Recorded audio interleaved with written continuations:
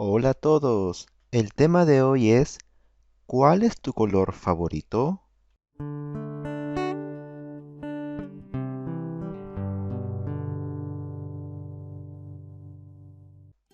Lee las siguientes conversaciones. Hola Pedro, ¿cuál es tu color favorito? Hola Juan, mi color favorito es el blanco. ¿Y el tuyo? Mi color favorito es el negro. Buenos días Martín.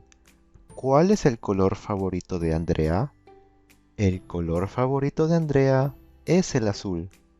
Es cierto, me gusta mucho el color azul.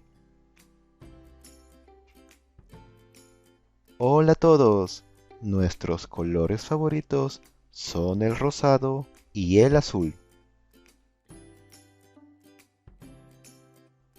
Hola amigos. ¿Cuáles son vuestros colores favoritos? Nuestros colores favoritos son el verde, el azul y el marrón. Hola Marta. ¿Tu color favorito es el verde? No, mi color favorito es el morado. Hola Pedro, ¿tu color favorito es el amarillo? Sí, me encanta mucho ese color.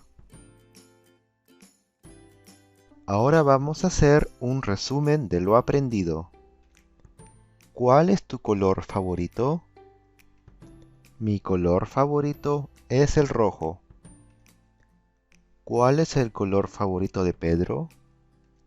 El color favorito de Pedro es el naranja. ¿Cuáles son vuestros colores favoritos? Nuestros colores favoritos son el azul y el marrón. ¿Tu color favorito es el verde? No, mi color favorito es el morado. ¿Tu color favorito es el negro? Sí, me gusta mucho el color negro.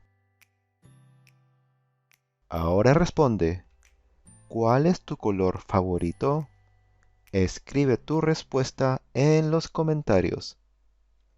No te olvides que si tienes alguna pregunta, puedes escribirla en los comentarios. Muchas gracias por ver este video. Si te gustó dame un like, suscríbete y comparte con tus amigos. No te olvides de activar la campanita para que no te pierdas la próxima lección. Nos vemos pronto. Chao, chao.